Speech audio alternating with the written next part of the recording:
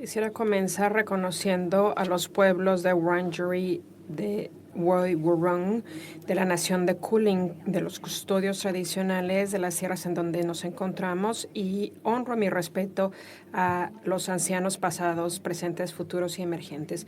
Mi nombre es Janice Peterson, yo soy una periodista y yo leo los noticieros aquí en Australia en la estación SBS, así que reconozco a algunas de ustedes aquí presentes. También soy la hija de padres sudafricanos, gente que vino a Australia, que tuvieron que huir su país, que adoraban, porque ese país en ese tiempo, en los 70, implementó lo que se le llamó el apartheid. Y por su color de piel, sus vidas, las vidas de ellos se consideraban menos. Y de la mayoría de las personas, un sistema horrible que agradezco que ya no exista, sin embargo, los vestigios y su legado continúa. Dividir y conquistar. Ellos encontraron su refugio en Australia, un país fenomenal, pero que por supuesto también tiene su historial de conflicto racial también. Y no todas las familias fueron tan afortunadas como yo, así que yo sé que el tener suerte es a veces cuestión de que no se sabe cómo sucede, ¿no? Entonces, sabemos que a veces las personas que se quedan en el olvido no es de forma accidental, sino se les deja ahí a propósito. Es un sistema que funciona como fue construido y diseñado. Es un sistema en el que se ha decidido para quién funciona el sistema y para quién no. Y de esto vamos a escuchar en esta sesión desde una perspectiva diferente de todos los panelistas, así que vamos a comenzar con evidencia, no con un marco de referencia. La doctora Eden Alim es una médica de la región de Tigray en Etiopía. Ella nos va a contar de lo que ha sido testigo.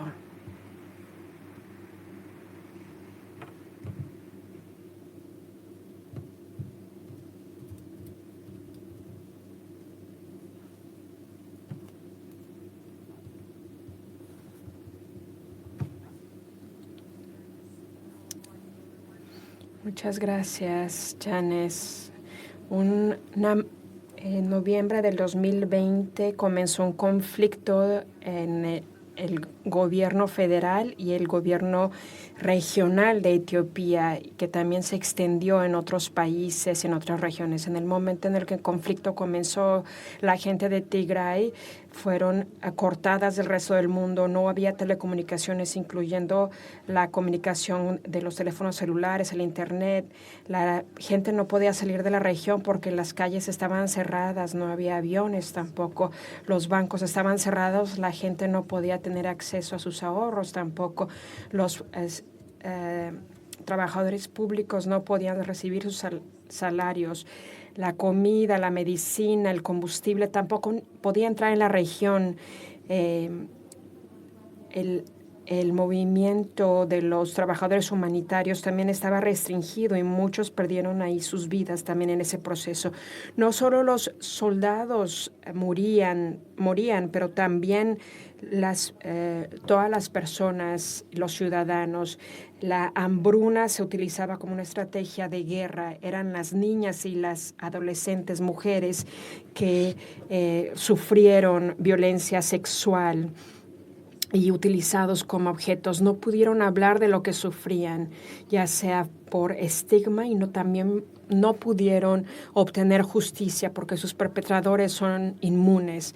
Las madres estaban dando a luz porque no había ambulancias, no había combustible para las ambulancias. Los hospitales no tenían medicinas, incluso cuando los profesionales estaban ahí en hospitales, incluso sin salario, no tenían los recursos para cuidar de esas personas. En ese conflicto, la muerte maternal aumentó 5 veces. Las facilidades las instalaciones de salud, un 90% fueron dañadas durante ese tiempo, casi 7 millones de población un estimado de 600,000 personas murieron. De acuerdo a una evaluación humanitaria interagencial, la gente de Tigray sufrió violencia y también hubo crímenes de lesa humanidad y de guerra en esa área. El conflicto activo continuó hasta que se firmó las hostilidades, que se terminaran las hostilidades en el 2022. Este acuerdo silenció las armas, pero el sufrimiento continuó. La pobreza aumentó un 27% en el 2022. Los trabajadores jóvenes están saliendo de la región. Aún hay más de 700,000 personas que fueron desplazadas en la región. Las consecuencias económicas también recaen de manera desproporcionada en los hombros de las mujeres y las niñas adolescentes. Las niñas que se envían a matrimonio precoces o a ser prostituidas para apoyar a sus familias. Estas sobrevivientes han sido estigmatizadas de por vida. Durante este tiempo, los actores humanitarios no han tenido el espacio para operar, incluso dentro de estas dificultades. El apoyo que las humanidades han podido proveer fue crítico y salvó miles de vidas. Aún las circunstancias continúan siendo volátiles, las tensiones en los gobiernos regionales continúan y continúa la escalación de un conflicto interno y las personas continúan viviendo en el miedo de que un conflicto se reanude. Sin embargo, los servicios de salud reproductiva nunca, especialmente en este tipo de contextos, están formados por la voluntad política y la inseguridad. No podemos continuar viviendo en un mundo en donde no se rinda cuentas por estas tragedias, donde hay no responsabilidad y las víctimas se olvidan o se les culpa y la justicia es solo un concepto en el papel. Y en las vidas cotidianas de estas personas, mujeres, niñas, continúan luchando por su dignidad, por justicia, para que se escuchen sus voces. En un tiempo en donde la solidaridad es necesaria, yo les pido a ustedes, por favor, elijan el estar a su lado. Gracias.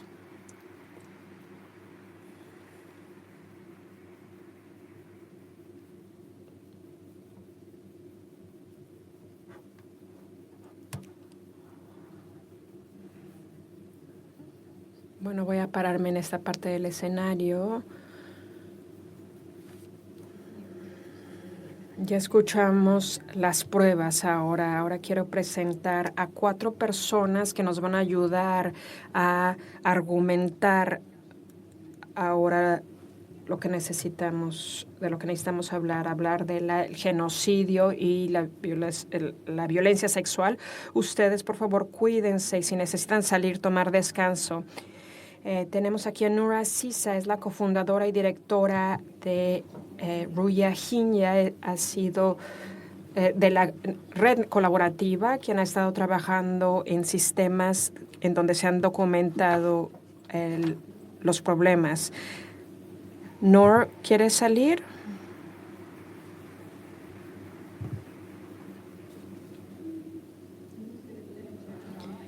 Ministra Chernovak es ministra de Información y Educación Cívica de Sierra Leona. Ha viajado aquí. Es cofundador de We Are Purposeful. Muchísimas gracias, ministra. Y también la doctora June Oscar, fundadora y presidenta del Instituto Wiyiyani y Tugani para la Justicia de Género. Como pueden ver, uno de sus grandes logros es que es una muy buena persona y que se encuentra en la defensa y el activismo en en los derechos de los pueblos originarios y los sistemas jurídicos que estos se enmarcan. También tenemos a Susan Leyena, que es la directora ejecutiva de Plan International Australia.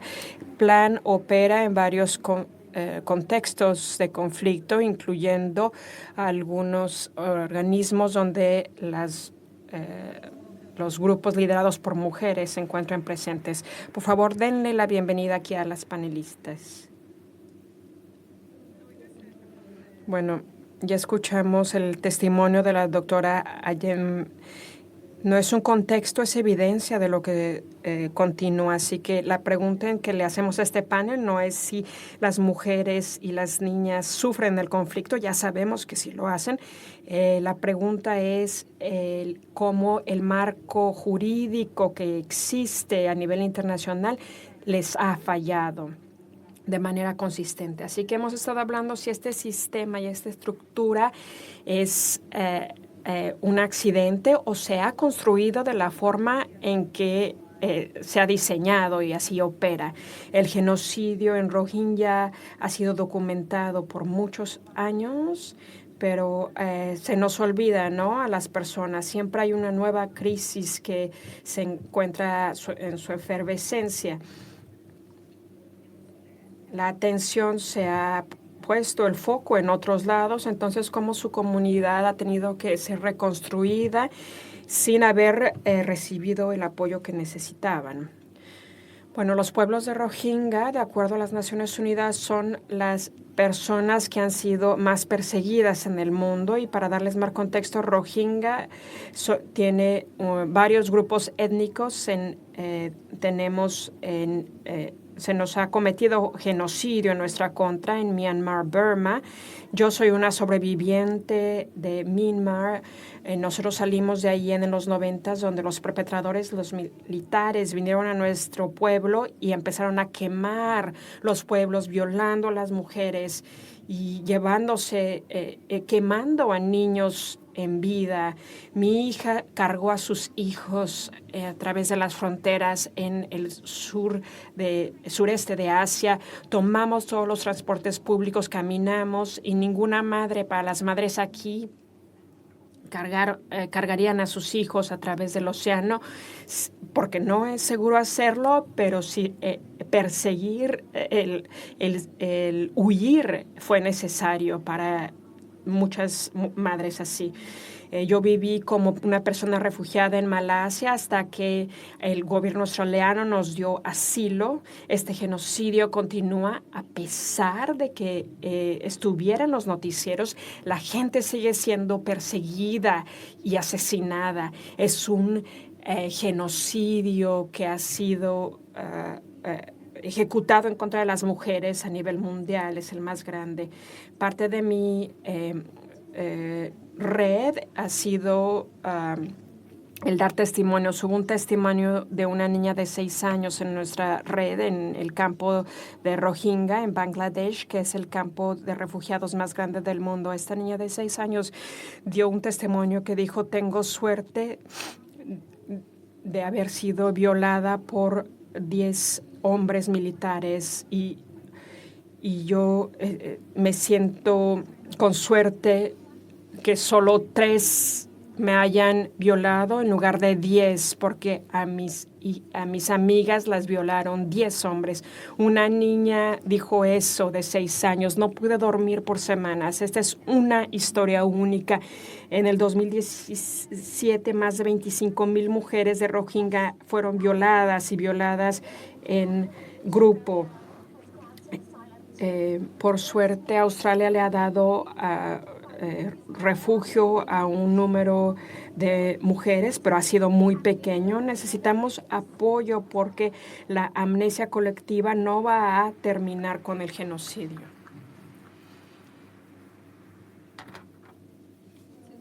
Susan, Plan Internacional es uno de los organismos internacionales a nivel humanitario más grandes en el mundo.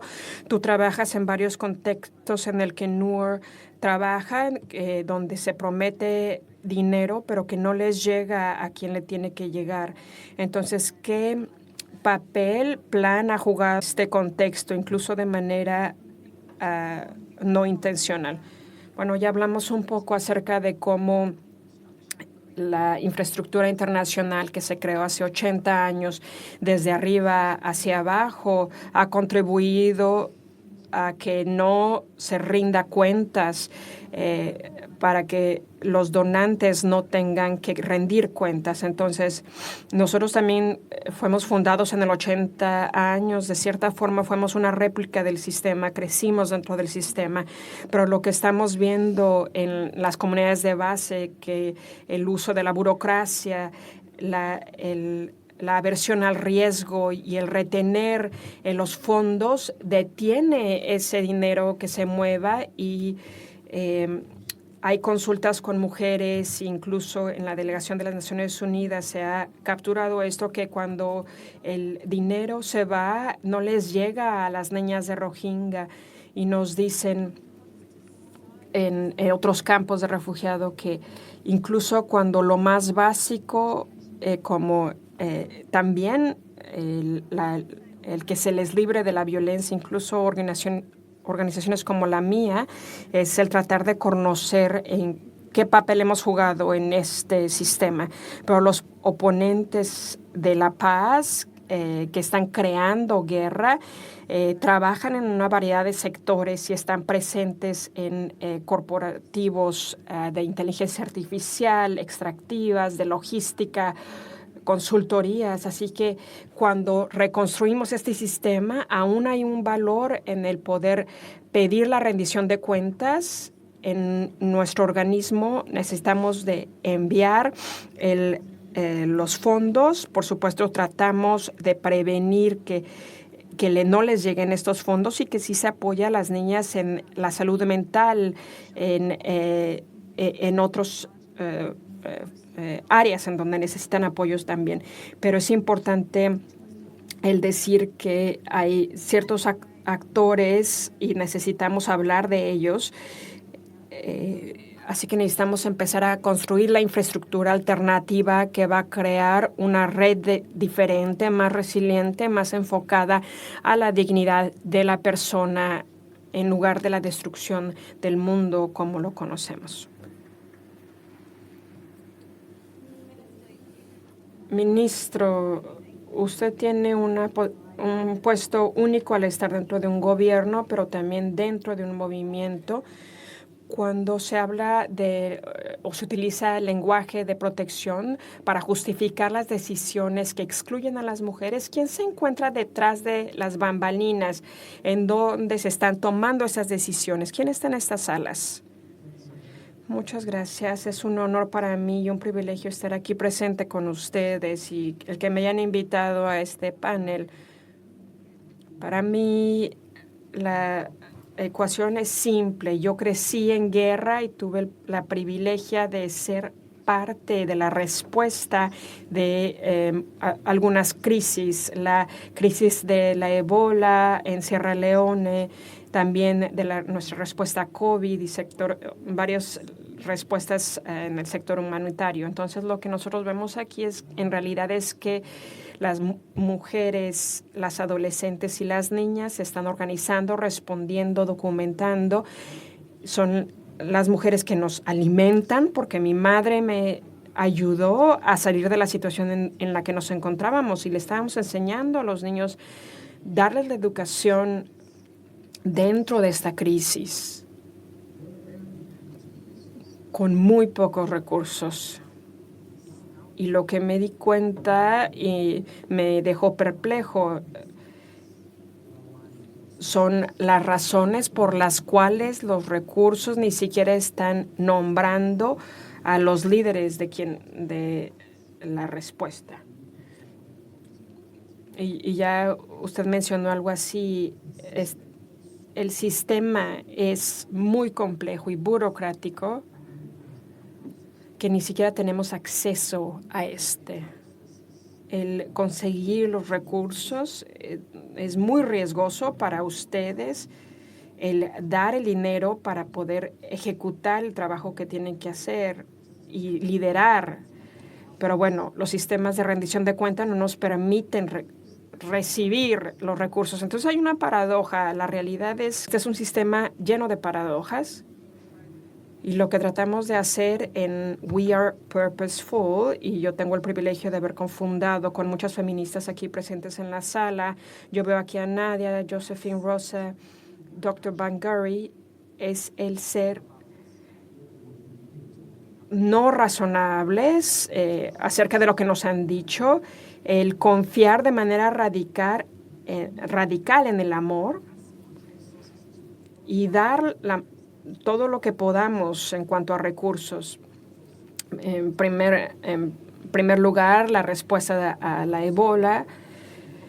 La mayoría de los informes que se dijeron Ebola o que se publicaron de Ebola ni siquiera mencionan el trabajo que realizaron las adolescentes y las mujeres.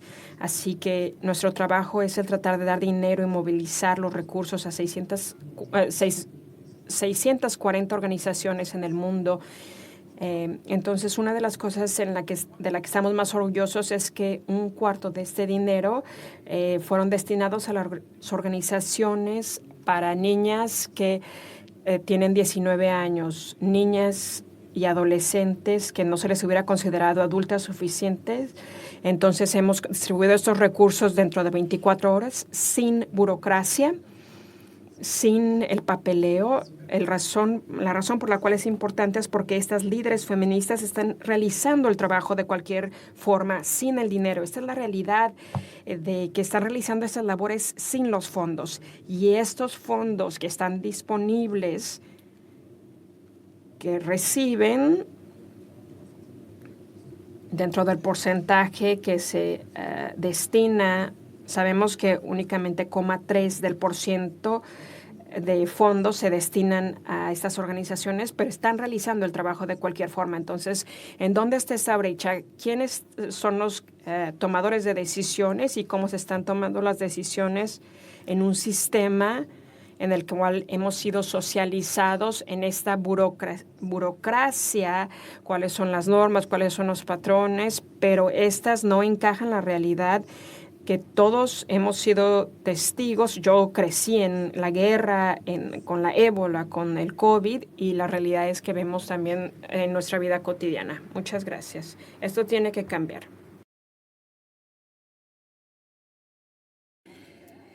Ahora la doctora Jane Oscar. Esto es algo que siempre me ha fascinado y frustrado también. Es que las personas que más necesitan ayuda por parte del sistema tienen que también pensar en la solución. Entonces, podemos utilizar un marco decolonial, un marco colonial se puede descolonizar en sí mismo. Bueno, primero me gustaría reconocer los pueblos Wurundjeri y Wurrung y también rindo homenaje a sus ancianos. Bueno, en este país vivimos en ya la historia o lo que viene después de la historia de las guerras fronterizas. Las primeras guerras de este Estado-nación nunca se reconocieron, nunca fueron resueltos. Entonces, cuando pasa eso, el trabajo verdadero de construir paz no se pasa. Las estructuras coloniales quedan intactas porque no se entienden como los perpetradores. Entonces, una guerra insidia sigue. No hemos aprendido a reconciliar en este caso, a coexistir, convivir con distintas perspectivas, prácticas, gobernanza y derecho. La división queda arraigada en nuestras estructuras con el racismo, el sexismo y los muchos ismos que lo mantienen. Para nosotros, seguimos siendo las personas más marginadas, más dañadas por la violencia y las más pobres también. Esta es una consecuencia de la guerra, del conflicto no resuelto. Antes de la invasión colonial, éramos un pueblo de equilibrio, de salud intergeneracional y de paz. Y imagínense vivir con el duelo en capas y capas de dolor por generaciones. Esa es la realidad para tantas comunidades en Australia. No podemos fingir que para muchas comunidades nuestras vivimos en todavía entornos de conflicto. Esto no es algo mal en nosotros. Esta es la violencia sancionada, aprobada por el Estado, que se rehúsa a admitir lo que pasó. Se rehúsa rectificarlo. Entonces, hemos venido aquí para compartir esto. No se puede ignorar la guerra y trauma no resuelta y no puede esperar que la paz vaya a venir. No funciona así. Los diálogos, las acciones de paz son el único camino para la restauración, la recuperación, la verdad y a la conexión genuina entre pueblos. Las prácticas que se requieren para generar la paz están arraigados profundamente en nuestra cultura. Lo sabemos. Sabemos adaptar, sobrevivir y florecer y sabemos cómo restaurar el equilibrio. Siempre lo hemos sabido. Emily de las Islas Solomon, gracias. Esta es nuestra IA, nuestra inteligencia ancestral.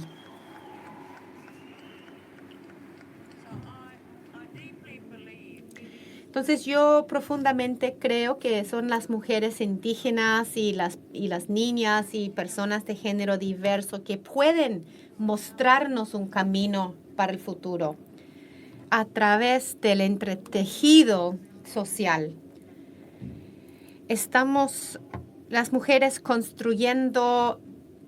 reconstruyendo en todas partes con amor y con los cuidados profundos. Ese es el trabajo del Instituto Wenandangui para la justicia de género de los pueblos originarios. Entonces, muchísimas gracias.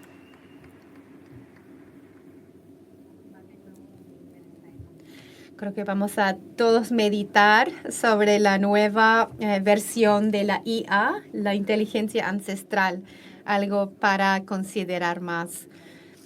También habló usted sobre el costo de esperar la paz. Y ahora, Nor, quiero también preguntarle, habló acerca del costo de esperar el apoyo cuando ya se haya nombrado genocidio y otras cosas. Entonces, ¿cuál es el costo de espera para su comunidad? ¿Cómo se siente? ¿Y qué es lo que le dices sobre el sistema de protección internacional? ¿Es un sistema que falla o que nunca fue diseñado para tener resultados para ustedes? Simplemente para destacar, en cuanto a la organización que yo lidero, visitamos los distintos campamentos de refugiados en Bangladesh, en Indonesia, en Malasia, en Tailandia, también personas detenidas. Yo estuve en Indonesia, en Aceh. Hay 7 campamentos para personas refugiadas de Rohingya. Entonces, hemos tenido que tomar la responsabilidad de proporcionar cuidado a nuestro pueblo. Y las historias que escucho son tan horrorosas. Vemos un recorte grande en cuanto a financiación. Personas viven con $7 al mes, que anteriormente era $12 al mes. Entonces, no se puede comprar ni un paquete de fideos. Entonces, vemos que personas se van escapando Bangladesh a través de la vía marina. y están buscando una mejor vida en Malasia, Indonesia. Y escuchamos de la historia de 6 mujeres que se embarcaron en un barco y todas las mujeres fueron violadas. Llegaron todas embarazadas en Indonesia. Aceh está bajo la ley Sharia, no exceso a aborto. Entonces fuimos la primera organización proporcionar cuidado, atención sensible al género que a estas mujeres que habían enfrentado tantas atrocidades, todas ahora han dado a luz. Fui a verlas y ellas cargan tantas traumas porque el sistema no las protegió en Myanmar, en Bangladesh y ahora en Indonesia. Algunos campamentos se encuentran en la playa. No hay educación, 40 grados. Entonces, como organización, tuvimos que proporcionar atención a estas mujeres y vamos a seguir haciéndolo. Tenemos programas para 81 menores Rohingya en el campamento en Indonesia. Estos niños vieron que sus papás se ahogaron en el mar. La última semana vimos un barco de 250 personas Rohingya y todos se ahogaron también. Y esto se hubiera prevenido si hubiera una política para proteger la gente más perseguida en todo el mundo. Y pueden seguirnos en Instagram en Rohingya Women Collaborative. Ministro Bah, ¿cuál es su respuesta a lo que cuenta su testimonio de Noor? Como dije, yo crecí en Sierra Leone durante el conflicto y yo he tenido el privilegio de visitar a Myanmar con We Are Purposeful antes de ocupar el cargo de ministro. Y lo que habla mi hermana aquí es una vergüenza para toda la humanidad, francamente, al sistema global. Y me parece que la pregunta que me hace, y para nosotros los que somos negros,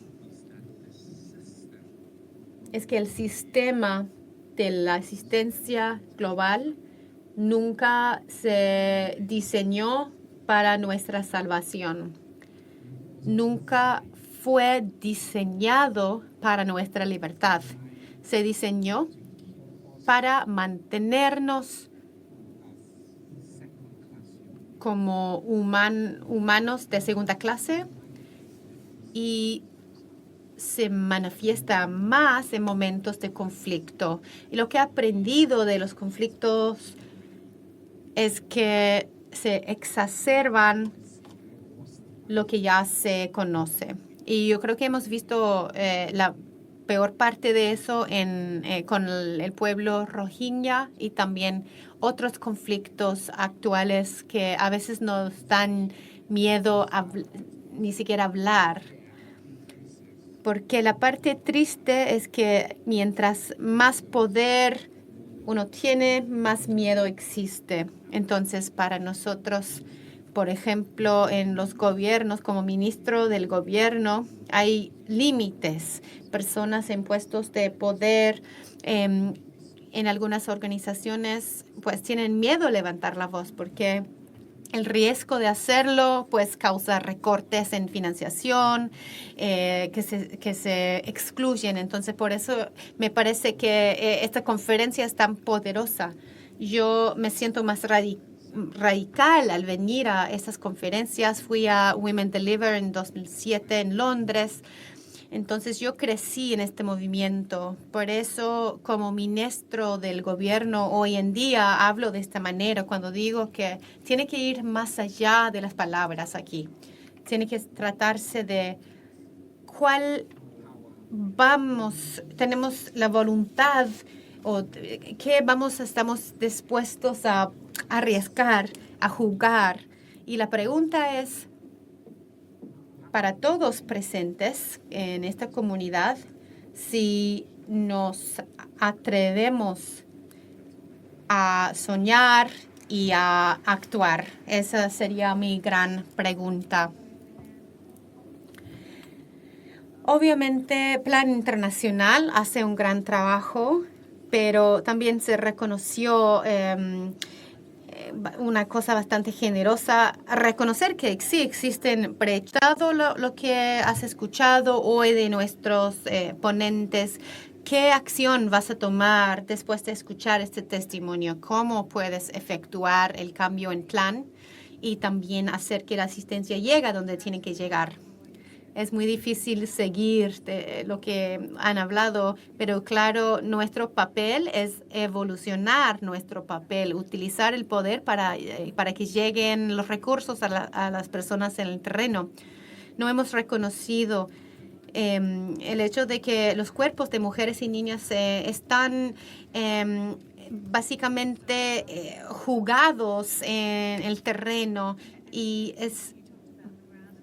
hablaste de las personas negras, personas indígenas, pero estoy hablando de la minoridad global, personas como yo.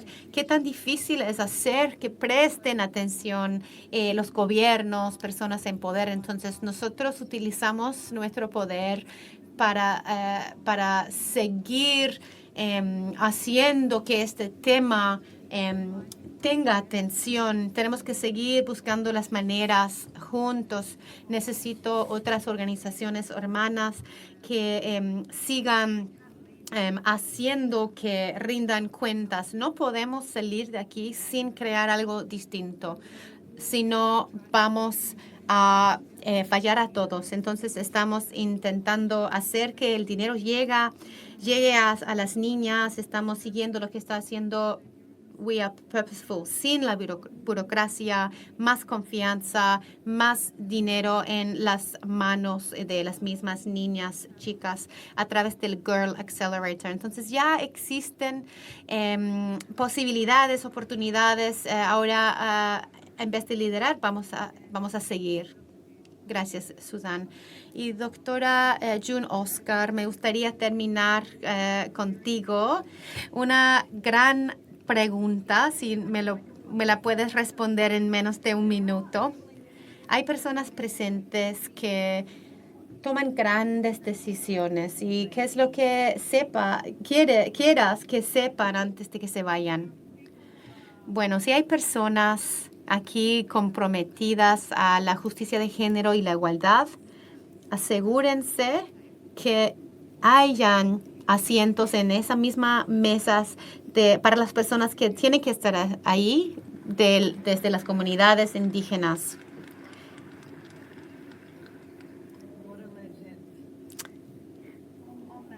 Qué increíble.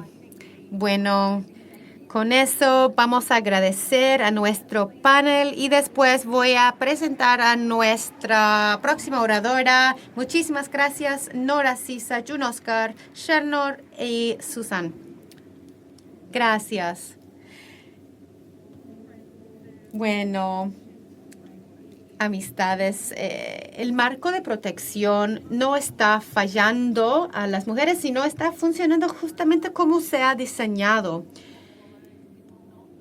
Y lo que sigue no va a ser algo distinto de ese argumento, solo que será el mismo argumento con otro registro. Entonces, la próxima oradora hablará de mujer palestina, primero como mujer palestina y después va a tocar. Los dos tienen el mismo peso y ahora cruzo el escenario. Y estoy muy emocionada por lo que viene. Bien, den por favor la bienvenida a Simón Abdallah.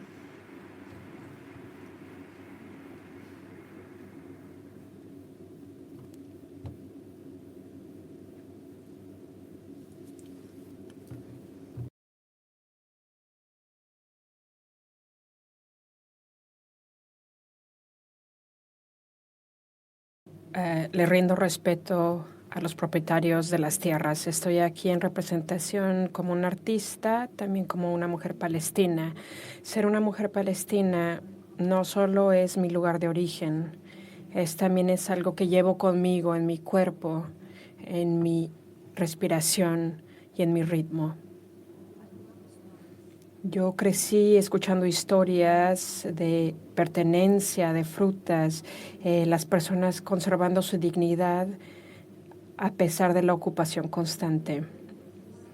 Se es testigo de que su vida se borre y la humanidad también. Es imposible no sentir que es un genocidio. Y cuando hablo de mi gente, hablo con duelo, el dolor que he decidido que no me paralice, pero que me motive a vivir, a actuar. Yo toco música porque nos une y nos da también el espacio para lidiar con el trauma colectivo y también el individual. No estoy aquí solo a hablar de mi dolor, pero también estoy aquí por mi instrumento, por la energía que tiene para sanar, tanto sanarme a mí como a los otros. Yo estoy aquí con algo que nos une, porque incluso en medio de la guerra, en mi cultura árabe, nosotros volteamos hacia la música para conectar y para ir más allá del dolor. Incluso en lugares como en Gaza, a los niños se les enseña a tocar la música para expresarse, para jugar, para sanar. El ritmo es algo que compartimos en culturas y a pesar de nuestras diferencias. Esta es mi forma de conectarnos a través de ritmo, energía y unidad. Así que sintamos esto juntas. Gracias y liberemos a Palestina.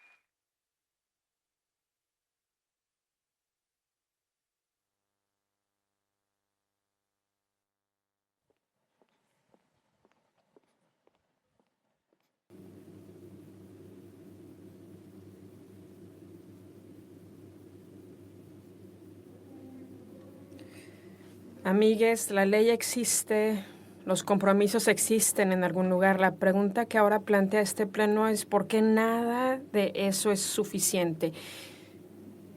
¿Y quién se beneficia de esa insuficiencia?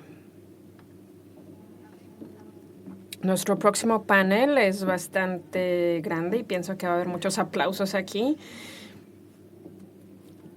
Voy a presentarles a las 3 personas que van a responder esta pregunta. Laila Alodad, la directora ejecutiva de Prospera. Ella trabaja en la intersección de recursos y la rendición de cuentas, esa brecha.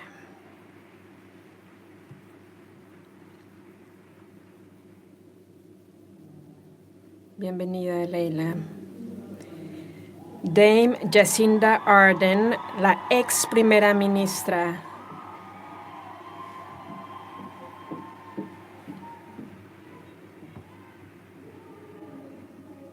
Creo que no necesita presentación. Es la ex primera ministra de Nueva Zelanda. Ya ha sido una defensora pública.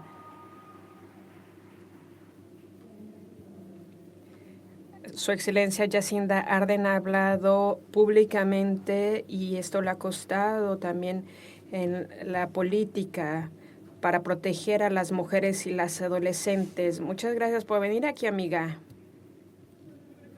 Kia ora, estoy hablando en idioma maori.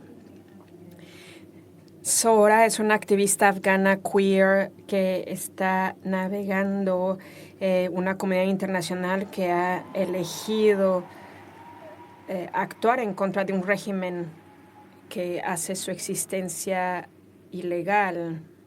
Gracias, Sora. Y Tamam Abdusa Lalama, quien nació y creció en el campo de refugiados de Jabalia y es una líder en Europa. Le pide a Europa que se ejecute ya una ley que ya existe. Por favor, aplaudamos.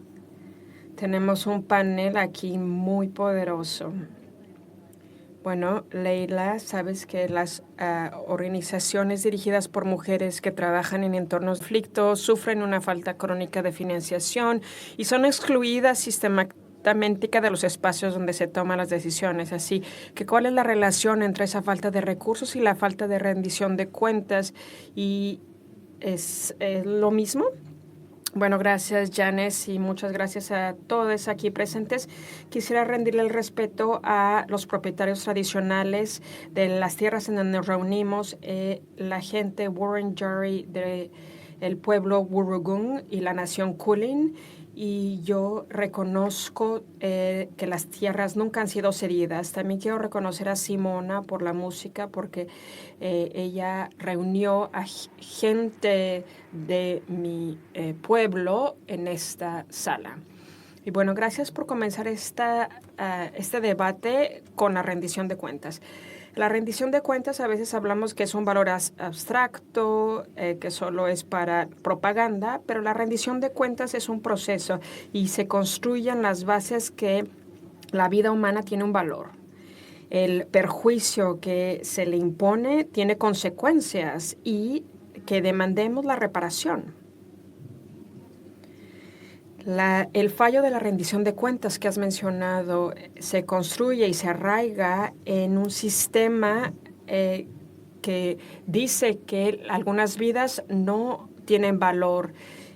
El daño no nos escandaliza. Entonces hay un daño ahí.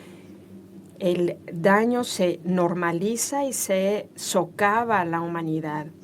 Para entender qué tan profundo es esto, quisiera que hablemos de las noticias a nivel internacional, el genocidio televisado, hablando de forma pasiva también, en la voz pasiva, el terror que se funda por los estados y que se hable de el comercio de armamentos como si fuera algo normal. Entonces hablemos y pensemos ahora tal vez de lo que pasa aquí en Melbourne, incluso en Londres, donde yo vivo. Imagínense que ustedes escuchen que cientos de niños en el barrio vecino han sido asesinados por armas que han sido financiadas por los estados, y que esto ha añadido un 2,8 mil millones a nuestro PIB. Esto es inconcebible. Si se dice de su gente y de su país, entonces ustedes forman parte de una minoridad muy pequeña que aún las vidas no se valoran. Y todos los que nos encontramos estamos en este espectro de las vidas que no se valoran, como si no fuéramos humanos. Entonces, llenamos sus estómagos a estos pueblos para que continúen a ser esclavos y no abordamos las causas raíz de su victimización. Y nosotros financiamos de manera abundante las condiciones que ponen a la gente en este lugar, en primer lugar. Entonces, el sistema humanitario ayuda, le gusta decir que se han salvado vidas. Sin embargo, existe aún una ocupación, el despojo de tierras, y no reconoce la dignidad y el valor intrínseco de esas comunidades. Las comunidades nunca han sido únicamente los que reciben caridad. Se han organizado y han levantado la voz acerca de qué es lo que necesitan en sus propias comunidades. Necesitan financiamiento, pero necesitan que las decisiones se hagan en la comunidad para que se aborden los problemas inmediatos y también en una transición a largo plazo. Yo he tenido el privilegio de trabajar con fondos financiados para mujeres. Son las comunidades que hablan de cómo necesitan ser financiados en el futuro. Esto ha funcionado. El 55% de los que responden en las primeras líneas en las situaciones más horrorosas, y si consideran a las mujeres como un actor principal, el 40% de los recursos viene de ahí. Entonces, esa es la rendición de cuentas cuando se destina a las comunidades, asegurándonos que sirva a la comunidad directamente. Gracias, Laila. Jacinda, entre muchos de los aspectos que escuchamos, ella habló de las realidades de ser testigo de estos conflictos. Están en nuestras pantallas de televisión y otras pantallas de dispositivos. Cuando se habla de las mujeres en conflicto, hablan de otros gobiernos. Para usted puede hablar de su tiempo al ser líder de un país. Hábleme de las decisiones que hizo y que no, las decisiones que tomó y que no tomó, que más le molestan ahora al ver los titulares. Bueno, una de las cosas durante mi mandato, al ver los conflictos, es la tiranía de la distancia. Quisiera decir de forma específica, reconocer a aquellos que son miembros de la comunidad del Pacífico, de la región del Pacífico. Ahí se encuentran. Nueva Zelanda, somos muy orgullosas de ser parte de la familia del Pacífico, y a veces nos podemos sentir distantes del mundo y nos puede tal vez hacer sentir aislados del conflicto que existen en el mundo. Sin embargo, también somos una región que siempre ha entendido qué tan conectados estamos entre países. Una de las cosas que yo quería compartir es que, sin importar en dónde nos encontremos en el mundo, los derechos de las mujeres han sido reducidos, sobacados. Siempre hay algo que podemos hacer. Entonces, cuando tuve el privilegio de ser la primera ministra de Nueva Zelanda, una nación de 5 millones de personas al fin del mundo, y vimos las crisis en Myanmar, aún tuvimos la oportunidad de decir, vamos a las entidades que puedan apoyar a las mujeres y a las niñas. Cuando vimos las campañas de mujeres en las tierras, en las calles de Irán, dijimos, bueno, vamos a decir, queremos que se quite a Irán de la Comisión de Mujeres en las Naciones Unidas porque no merecen estar en ese puesto si no están apoyando los derechos en su propio país. Así que también vimos otra crisis en Afganistán. Algo que pudimos hacer, a propósito, pudimos decirle a las mujeres que tenían un refugio, un santuario en Nueva Zelanda, si lo necesitaban. Hay algo que siempre se puede hacer. El segundo punto que quiero hacer ahora que ya salí del mandato, la necesidad existe aún más, está creciendo. Vimos que había naciones que antes financiaban los derechos de las mujeres y las adolescentes y niñas. Las necesidades han crecido. Mientras esa necesidad crece, algunas de las áreas que tal vez vemos el impacto más grande son esas áreas más remotas. Por ejemplo, cuando las mujeres dan a luz en conflictos, sabemos que una de las causas de mortalidad más altas es el sangrado postpartum. Las mujeres son afectadas cada 7 minutos e incluso usted es el doble, la cifra crece al doble si se encuentra en una zona de conflicto. Entonces, hemos organizado o tenemos organizaciones que pueden llegar a esas áreas remotas para dar los recursos y que son valientes al financiar estas organizaciones. Entonces, el segundo punto que quería decir es que en este tiempo tan importante no podemos retirarnos de esas áreas remotas. Debemos de utilizar esas organizaciones para que llegue la ayuda. Entonces, mi perspectiva desde el mandato y desde ahora trabajando en proyectos que trabajamos con las niñas, entonces apóyense en esas organizaciones, no se retiren.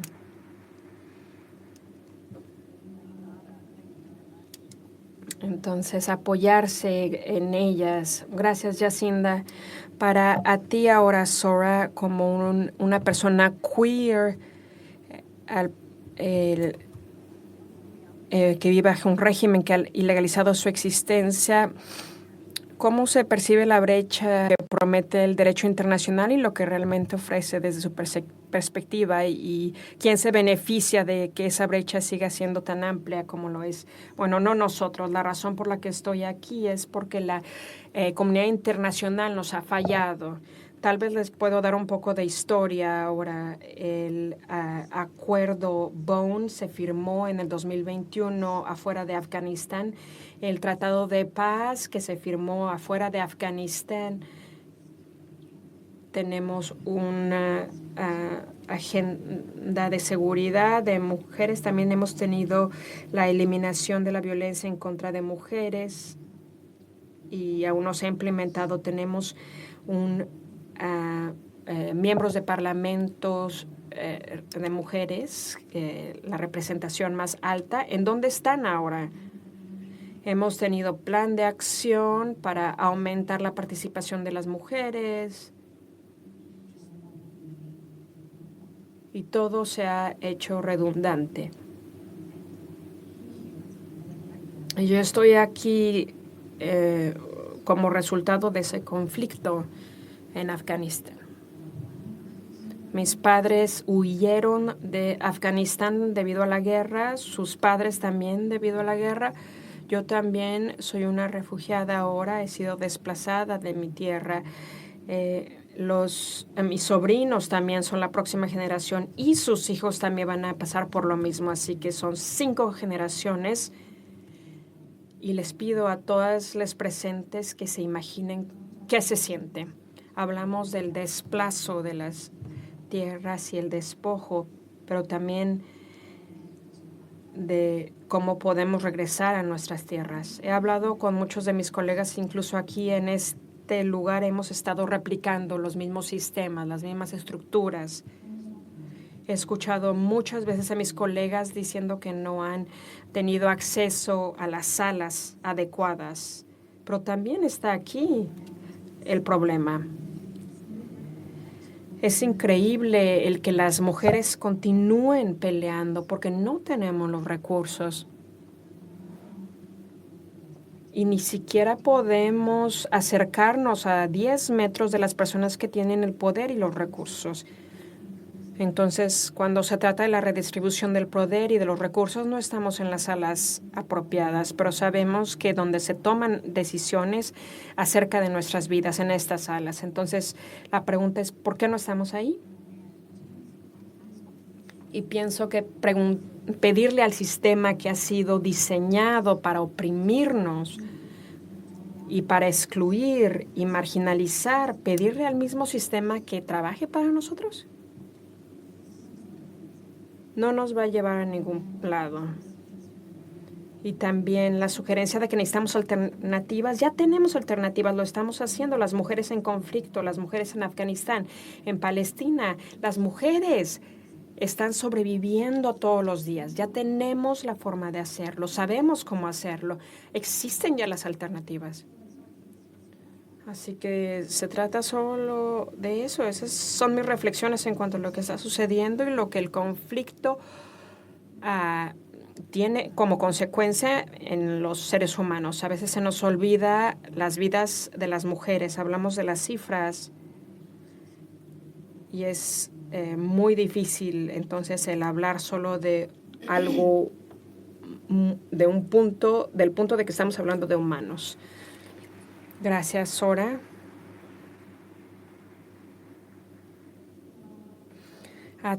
Tamam, Sora habló del trauma intergeneracional y el desplazamiento de las tierras. Tú naciste en un campo de refugiados de Jabalia, un lugar que existe debido a un fallo en la protección que ya lleva más de 7 décadas. Hoy lidera una iniciativa ciudadana europea que pide a la UE que haga muy concreto aplicar la ley que ya existe. ¿Qué es lo que nos dice acerca de la rendición de cuentas a nivel internacional? Bueno, antes de empezar quisiera rendir homenaje a los propietarios de las tierras tradicionales y también quisiera pedirle a todos ustedes que recordemos que la vida de más de 75,000 mujeres, hombres, niños han sido asesinados. Hemos sido testigos de este asesinato por Israel. Esto incluye 28,000 mujeres. También quisiera nombrar que algunas de ellas se encuentran aquí, familiares, amigues, colegas. Mi tío Marwan, mi tía Haniya, mis primos Wasim y Yusuf y muchos más. También quisiera invitarles a recordarse que 38 mujeres palestinas han sido detenidas de forma ilegal en las prisiones de Israel. También quisiera rendir mi respeto a todas las mujeres palestinas que han utilizado todos sus recursos para mantener a la comunidad juntas y asegurarse de la continuidad de los palestinos y la liberación y la lucha por justicia. Entonces quisiera decir un punto muy importante y muy rápido en cuanto al título de este panel. Lo que está pasando en Palestina no es solo un conflicto.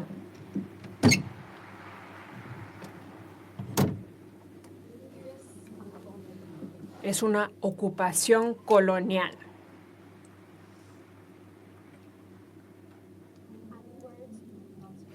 Y las palabras sí importan. Cuando utilizamos el término conflicto implica que hay dos partes iguales, pero bajo el colonialismo solo hay un colonizador y un colonizado.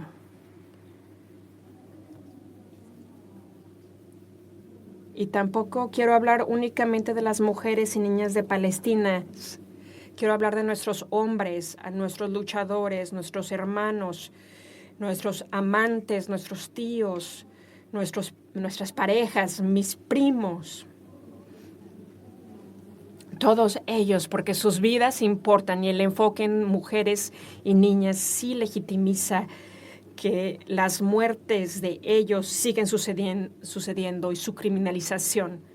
Regresando a tu pregunta, la rendición de cuentas a nivel internacional, el sistema que existe, ha sido diseñado y construido por los poderes del Occidente para proteger sus propios intereses a los poderosos de esos países, protegerlos de la rendición de cuentas y de la justicia, y todo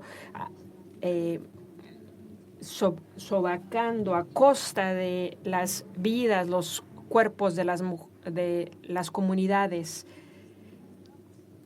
de las minorías. Entonces el sistema no responde de manera automática, solo responde cuando nosotros protestamos, cuando nos organizamos, cuando estrategizamos, cuando realmente les forzamos a que actúen. Es muy importante señalar esto porque nos da la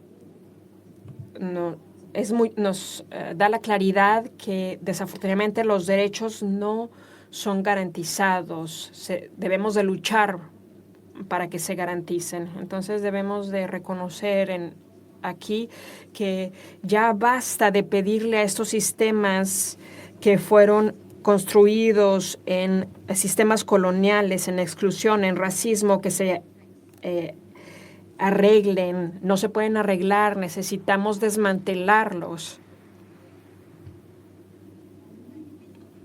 Y nosotros, las personas, con todos ustedes, debemos de empezar a construir, imaginar un poder que pueda operar fuera de este sistema colonial y racista para que apoye a las personas, no a los poderosos que están en medio de nosotros también.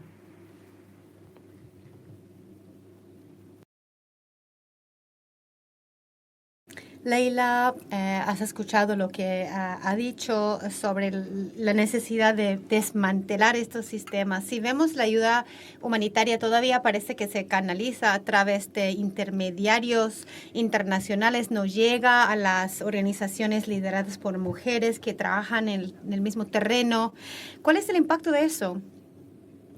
Gracias. Mira, las organizaciones humanitarias salvan vidas, pero es un tema de la rendición de cuentas. Son responsables a los estados, a los sistemas, pero a las personas. Y eso crea que los principios que significa que es un fin para ellos mismos. En este momento estamos viendo este nivel de atrocidades. Vemos que las organizaciones humanitarias se sirven a ellos mismos en vez de las personas. Tenemos 10 sobre 10 en neutralidad, pero la población se oblitera. El Estado está contento, pero el pueblo no. Entonces tenemos que preguntar a las personas más marginadas cómo se sienten protegidas, personas que no son vistas por los sistemas. Y nos dicen salario justo, acceso seguro a la sanitación, a la sanidad, control de armas. Eso es lo que quiere la comunidad. Y ver en quiénes tienen confianza, quién tiene la lealtad y quién les ve como que no tienen vidas prescindibles. Y las organizaciones lideradas por mujeres no cumplen porque son distintas en la forma en que se fundan, pero es que vienen de las mismas comunidades. La comunidad es su hijo y no son prescindibles. Entonces tenemos que darles recursos y tenemos que tener la capacidad de distinguir en cuanto a sus sistemas de rendición de cuentas, si es para ellos mismos o si es para el pueblo. Gracias. Jacinda, obviamente ya no está en el gobierno. No sé si es un punto de alivio para ti, pero obviamente te da otro tipo de libertad. Entonces, queremos aquí la conversación real, ¿no? Entonces, ¿qué es lo que puedes contar a los presentes aquí? ¿Qué es lo que puedes revelar ahora que no podías decir cuando ocupaste el cargo o en el gabinete? Te paso la palabra. Bueno, me gustaría pensar que siempre fui honesta, abierta y pues dije lo que estaba pensando honestamente. Quizás dije demasiado en algunos momentos, pero al escuchar este panel increíble con personas con experiencia vivida y familia y en conflictos que siguen con el trauma continuo del conflicto, siento que la responsabilidad que nunca se te quita cuando uno trabaja en el gobierno o en la política es que hablamos de los sistemas, los fracasos del sistema y que es lo que tenemos que reformar, pero estaba pensando que el conflicto, la ocupación, lo que estamos hablando ahora es ilegal, es ilegal. Guerras ilegales ocurren ahora mismo en todo el mundo. Entonces, hemos visto las violaciones de los sistemas del orden basado en normas que se construyó durante décadas con experiencia de guerras, de conflictos, y vemos estas violaciones. ¿Es un fracaso del sistema o es un fracaso del liderazgo? Pues es una falla del liderazgo. Y por lo tanto, no pensaba seguir hablando sobre el liderazgo, pues después de desocupar el cargo. Sin embargo, veo un auge ahora mismo en el estilo de liderazgo que se marca como autoritario y me parece que es así, un liderazgo fuerte, masculino, y se disminuye el tipo de liderazgo que se centra en las personas, en la humanidad, en la empatía, la compasión. Y personas que creen en el estilo de liderazgo autoritario van a decir que es débil.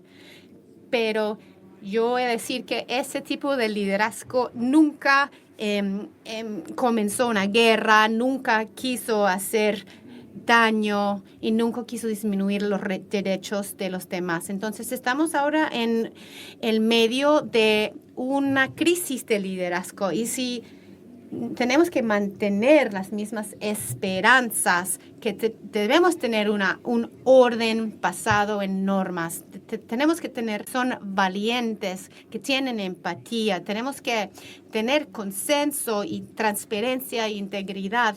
Y no se debe perder eso dentro de nuestro sistema político durante ahora mismo, cuando se considera como algo débil. Entonces, mi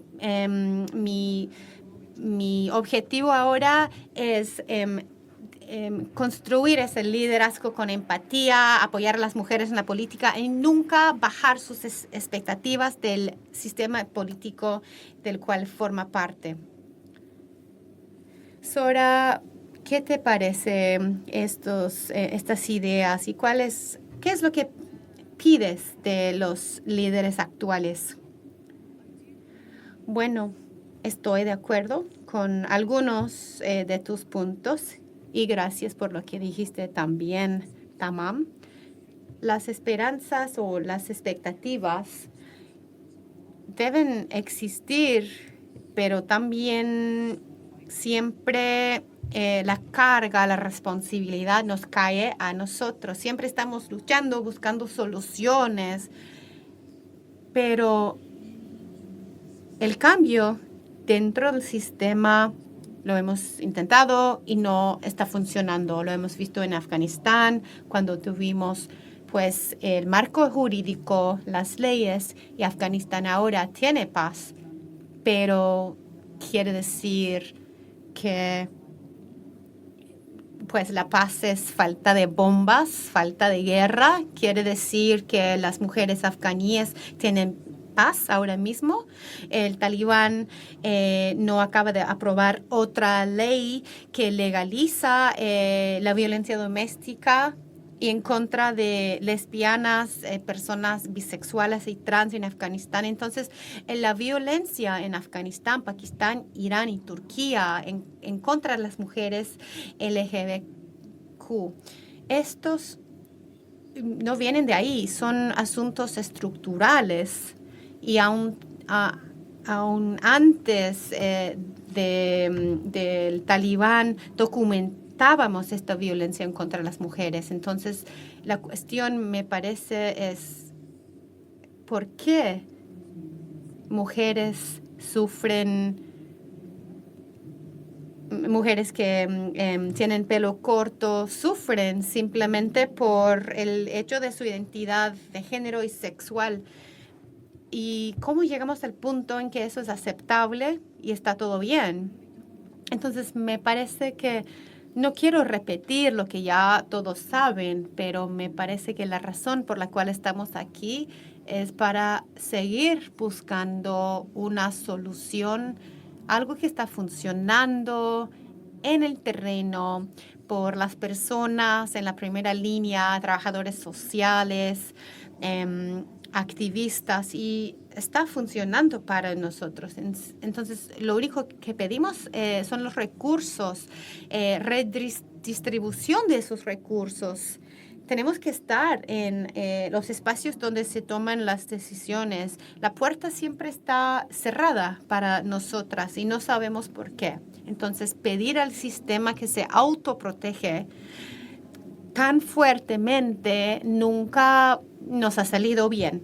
Estamos frustrados, estamos cansados, pero tenemos que seguir demostrando la resiliencia y lo seguimos haciendo, seguimos luchando.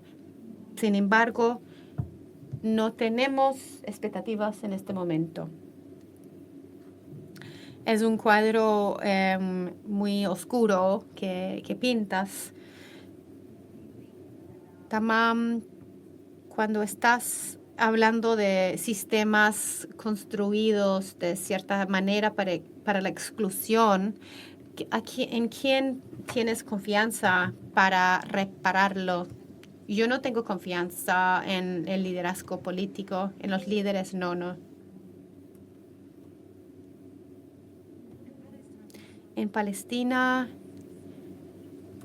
Israel ha tenido el mayor número de resoluciones en contra de ellos. 6 sentencias por la CPI, tantas órdenes de detención por la Corte Internacional.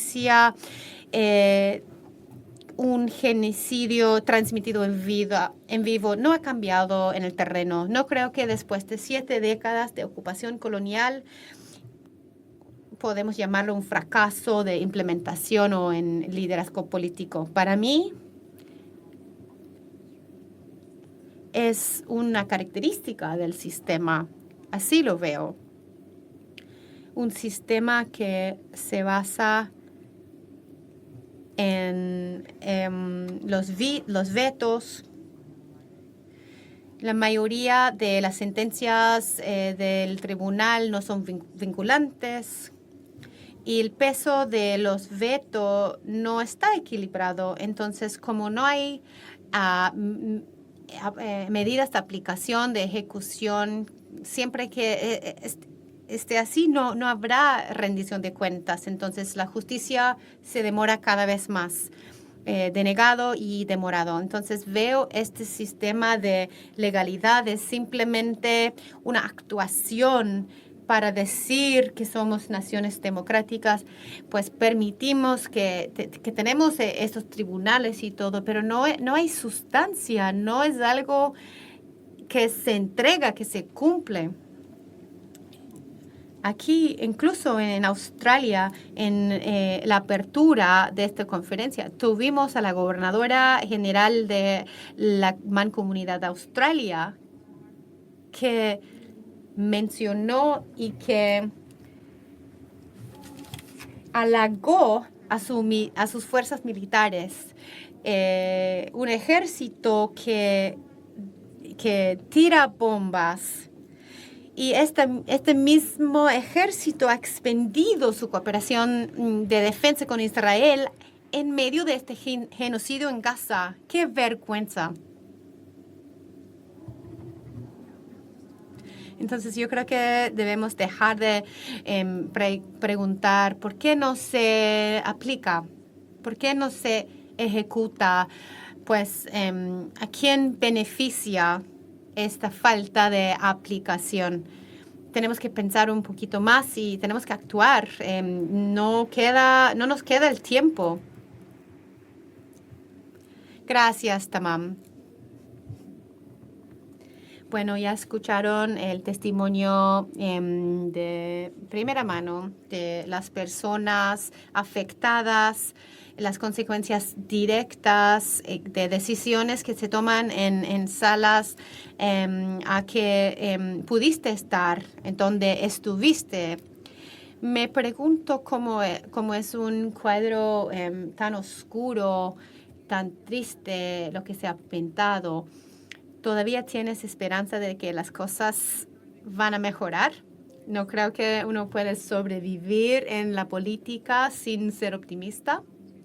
Me parece que la alternativa y la forma en que se sobrevive, pues alternativa es ser narcisista. Yo he trabajado en el sistema de Nueva Zelanda. La mayoría de las decisiones fueron motivadas para, pues, con la idea de mejorar las vidas de las personas, pero en mi experiencia mía en cuanto a mantener el optimismo es porque no lo veo como algo ingenuo. Me rehúso no ser optimista porque el momento en que nos rendimos, los políticos lo van a sentir, lo van a percibir y nuestras expectativas en cuanto a lo que deben hacer mientras ocupen sus cargos también se disminuye. Entonces, claro que es difícil no ser pesimista en el entorno actual y cuando vemos las encuestas internacionales, nuestros votantes no están solo pesimistas y polarizados, no creen que la próxima generación será mejor que la última. Y según la última encuesta de Edelman, dicen que ya no tienen confianza en los demás. Entonces, estamos en un punto sombrío. Se siente así porque está así. Pero tenemos que hacer un llamado a los líderes en las comunidades para que vivan lo que ellos dicen. Claro, la rendición de cuentas no es para los votantes, sino los líderes, pero tenemos que hacer las dos cosas a la vez. Hay mujeres que siguen viviendo, que siguen creando hijos dentro de zonas de conflicto ahora mismo. Tenemos que estar conscientes de su realidad y hacer lo que podemos hacer ahora mismo para ellas. No importa si está trabajando sobre el parto más seguro o sobre la violencia de pareja. Tenemos que seguir luchando esta batalla crítica. Tenemos que terminar el conflicto, pero también estando conscientes de la realidad de ellos que viven allí, que caja, como decimos en Nueva Zelanda. Sigan fuertes, pero por favor no dejen que sus expectativas se reduzcan. Deben exigir más. Por favor.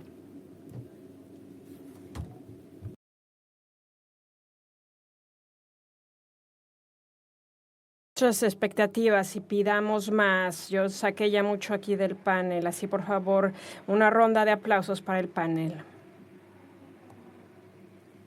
Muchas gracias.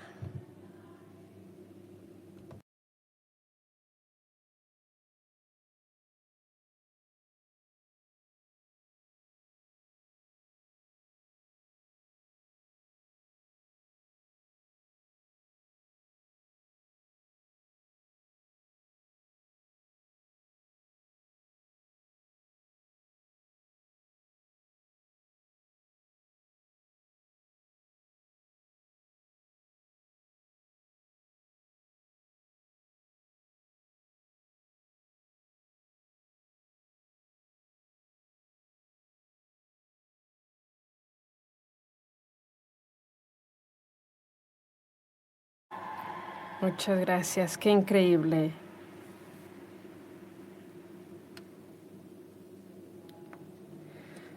Wow, qué forma tan fenomenal de cerrar las plenarias. No hemos terminado. Llegamos aquí con una pregunta acerca de cuáles son las vidas que son negociables. Entonces, hemos llegado a la conclusión que no que la determinación de las mujeres continúa, el cerrar la brecha más bien entre esa verdad y lo que el sistema internacional entrega no es accidente, este diseño del sistema, es una elección.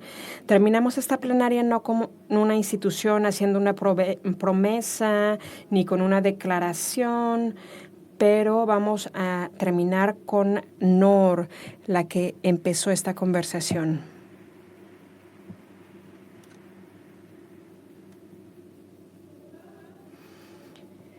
El mundo le llama el genocidio de Rohingya, pero para las madres de Rohingya es el olor de sus aldeas siendo quemadas, es el pasar a través del humo cargando a sus hijos mientras había balas atravesando donde se encontraban, el no saber cuál de sus hijos podrían ellos salvar si uno de ellos caía, era el sonido de la gente gritando y de repente en silencio. Esa fue mi madre. Ella corrió con 5 hijos, cruzó fronteras sin nada, tomó decisiones imposibles para que yo pudiera sobrevivir. Y así es como llegué a Malasia, donde crecí como refugiada por 8 años y medio sin existir en papel, el huir de policía en noches en la selva, cuando cada sonido era un peligro. Esa es la realidad del conflicto para las mujeres. No es teoría, no es idioma, no es una resolución. Empezó en Myanmar, donde las mujeres han sido violadas en grupo, incluso las niñas de 6 años, sus cuerpos han sido utilizados como armas de guerra. Y no termina ahí. Parece que las mujeres de Rohingya en los campos de Indonesia que duermen en unas carpas sin nada más que la compañía de sus hijos. Parece que las madres de Rohingya que están atoradas en esos campos, separadas de sus hijos, también son las niñas en Tailandia, son explotadas sexualmente y sus cuerpos son una divisa. Eso es a lo que nos referimos cuando mencionamos los crímenes de lesa humanidad y sin embargo el mundo habla y negocia y aún los perpetradores de Myanmar aún continúan en poder. Las mujeres de Rohingya han contado sus historias una y otra vez a los periodistas, a los investigadores, a las Naciones Unidas. Hemos entregado la evidencia al mundo, pero la evidencia sin la acción es otra forma de violencia.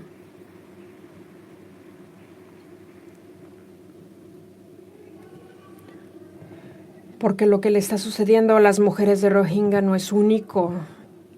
En todo el mundo las mujeres no solo se encuentran en medio del conflicto, son el objetivo de la violencia.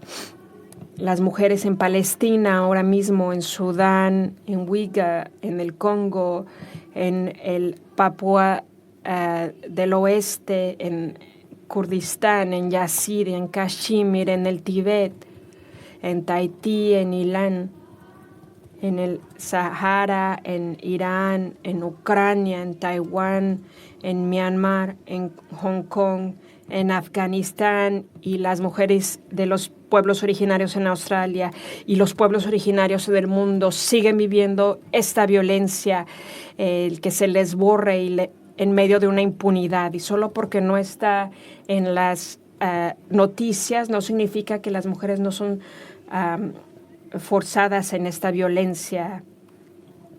Estos no son eslóganes, son vidas. Así que mi última petición a los líderes en esta sala, No se vayan de Women Deliver pensando que ya hicieron su trabajo al escuchar. El escuchar nunca nos ha salvado. La acción es lo que hace. Cierren las brechas que permiten que estos crímenes continúen. Por favor, logren la justicia, pongan el poder en las mujeres que ya están sobreviviendo, que están liderando y están resistiendo, porque para las mujeres en conflicto y en genocidio, esto no es una política, es acerca de sobrevivencia. Y si mañana viene o no. Gracias.